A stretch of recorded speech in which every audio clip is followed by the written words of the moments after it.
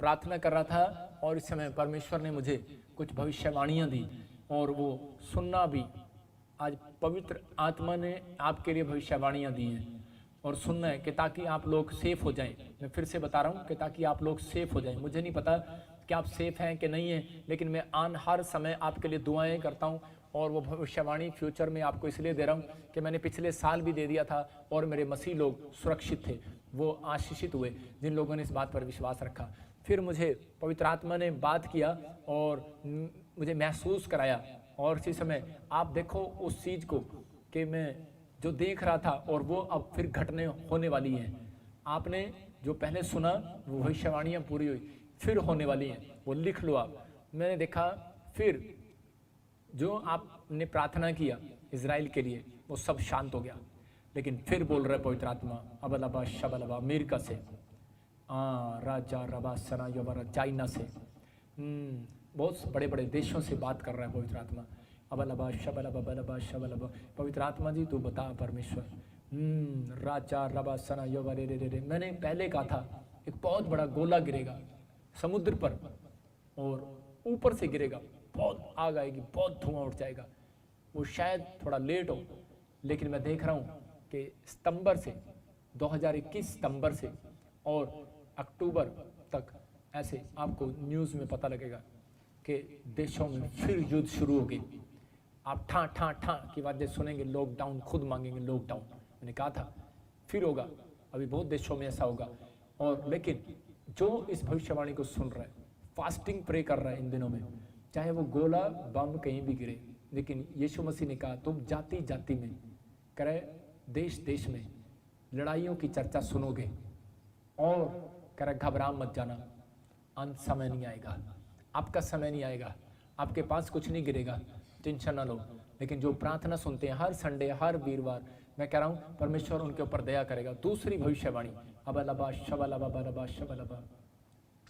आत्मा बात करे और इसी समय प्रभु तू उनको ब्लेस कर। परमेश्वर बताऊं इन्हें, तू बता परमेश्वर। एक वायरस मैंने कहा था और आएगा 2019 में, मैंने बताया था 2020 में भी बताया था कि एक वायरस आएगा, 2019 में बताया था, तो तूफान मचाएगा और तहलका मचाएगा चाइना, और वो हुआ। फिर मैंने बताया था कि एक और 2020 के स्टार्टिंग में कि एक और नया वायरस आएगा कि लोग आँखों में देखेंगे और आँखें मीडिया वाले जाएंगे, आँख में प्रॉब्लम हो जाएगी। कोई किसी के घर फूड देने जाएगा, आँख में प्रॉब्लम हो जाएगी क्योंकि वो आँखों से फैलेगा और इसी में आँखों के आगे काला काला घेरा, एलर्जी हो जाएगी पूरी पीठ पर, आपको बच्चों को दूसरों को दिखाई देगा ऐसे करके। और किसी के घर भी जाना पड़ेगा तो पूरा लेमिनेशन होकर जाना पड़ेगा। कोई आपके घर अगर फूड लेकर भी आएगा तो लेमिनेशन। इसका मतलब कि ये चीज़ें मैं देख रहा हूँ, ऐसा देख रहा हूँ कुछ नया वायरस एक और आएगा और आपको मैं कह रहा हूँ कि वो हिला देगा। अब की बार वो हिला देगा, वो और हिलाएगा। अभी थोड़ा था आपने सुना, लेकिन अभी आप बहुत सारे लोग सरकार की बात नहीं मान रहे, लॉकडाउन नहीं हो रहे, इधर उधर घूम रहे हैं। लेकिन आप लोग सोच रहे हैं शायद सरकार झूठ बोल रही है, लेकिन नहीं, सरकार की बस की बात नहीं है। हर कंट्रियों में ऐसा हो रहा है, पब्लिक भड़क रही है और कह रही है सरकार कर रही है, सरकार कर रही है, झूठ बोल रही है। परमेश्वर ऊपर से देख रहा है। अबलबा शबलबा बलबा शबलबा।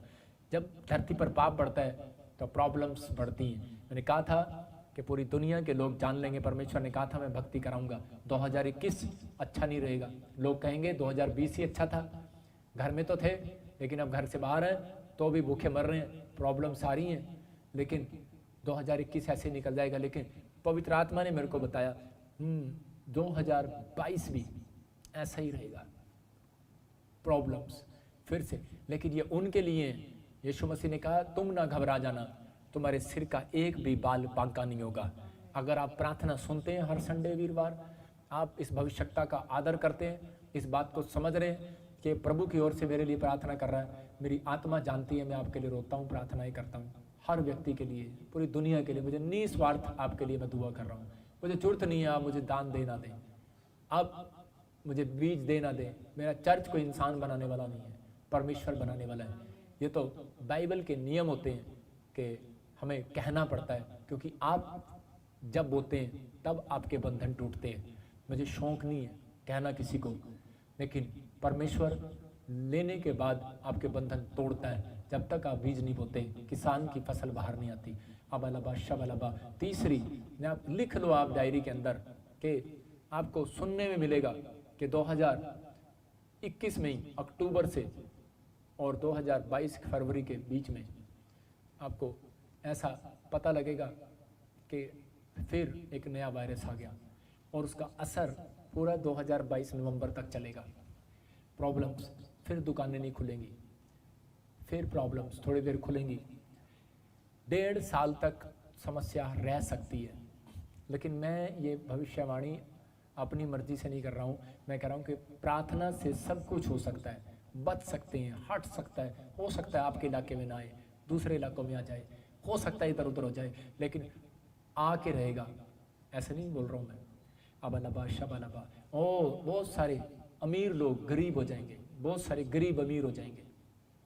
इस बात को सुनना ध्यान से। अबलबा शबलबा बलबा शबलबा। बहुत सारे अमीर गरीब हो जाएंगे, बहुत सारे गरीब अमीर हो जाएंगे। लेकिन इस बात को याद रखना, बहुत प्रॉपर्टी वाले गरीब हो जाएंगे, बहुत बिजनेस खत्म हो जाएंगे, फिनिश। लेकिन मैं अपने मसीह लोगों को सुझाव दे रहा हूँ, नए बिजनेस करना स्टार्ट कर दो, नए बिजनेस करना स्टार्ट कर दो। मैं वीरवार को आपको ये ट्रेनिंग दूंगा, नया बिजनेस कौन सा करना जो आपके लिए ब्लेसिंग में रहेगा, आप आशीषित रहोगे। पैसा ना भी हो लेकिन अभी से प्लान करना स्टार्ट कर दो, नहीं तो 1.5 साल में आपके जो बिजनेस हैं। कई लोग कहें नहीं नहीं यार मैं कैसे करूं, मैं तो इसमें ट्रेंड आदमी हूं, मैं ये नहीं कर सकता, मैं ये नहीं कर सकता। इसमें बंद करने के लिए नहीं कह रहा हूं।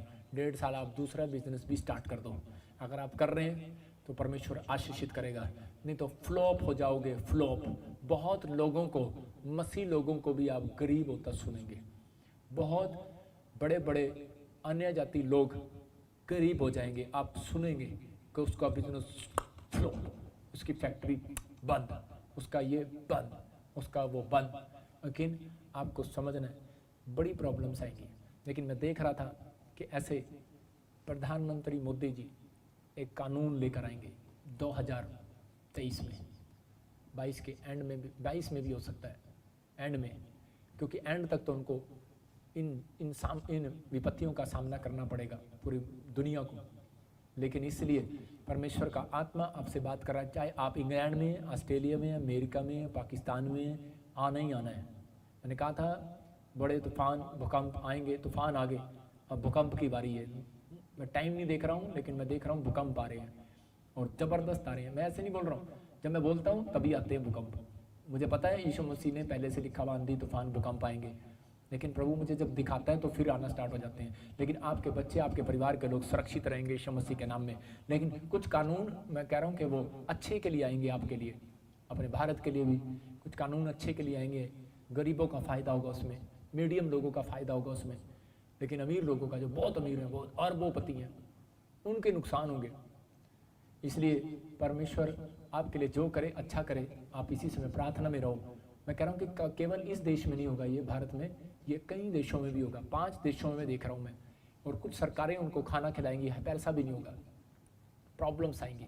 मैं देख रहा हूँ कुछ अरब कंट्रियाँ हमला कर रही हैं और इसी समय हमला हो रहा है फिर से आप ऐसा सुनेंगे कि तीसरा युद्ध ही शुरू हो गया। ऐसी शुरुआत लगेगी आपको, 3rd वर्ल्ड वार, आपको ऐसी शुरुआत लगेगी इस साल के सितंबर से अक्टूबर के बीच में, आपको ऐसा सुनने को मिलेगा। और अब की बार वो युद्ध रुकेगा नहीं, बहुत कोशिश करेंगे, लेकिन जब तक नुकसान ना हो जाए, बहुत देशों की आर्थिक तंगी खत्म ना हो जाए, अमेरिका की ताकत लूज हो जाएगी। बहुत लोगों ने तुच्छ जाना, इसलिए वो परमेश्वर की भक्ति को छोड़ बैठे हैं। आत्मा कह रहा है, इसलिए कह रहा है कि बहुत प्रॉब्लम्स आ रही हैं, लेकिन परमेश्वर इसी समय अपने लोगों को बचाना चाहता है, सुरक्षित करना चाहता है, आशीष देना चाहता है। रूस के पुतिन की आप खबर सुनेंगे और ऐसा धमकियां देते हुए एक दूसरे को, और कोई किडनैपिंग का सुनेंगे उस देश के अंदर। आप बड़े बड़े मंत्री, बड़े बड़े किडनैप हो जाएंगे, प्रॉब्लम्स आएगी। मतलब ऐसा कुछ प्रॉब्लम्स होने वाली हैं, ऐसे मैं देख रहा हूँ देशों में, ऐसे बार बार आ रही हैं। और इसी समय चीन फिर हरकत कर रहा है, फिर हरकत में आ रहा है, फिर गुस्से में आ रहा है। फिर मैं देख रहा हूँ ऐसे आपस में भारत पाकिस्तान लड़ रहे हैं, अलग अलग लड़ रहे हैं। लेकिन आपको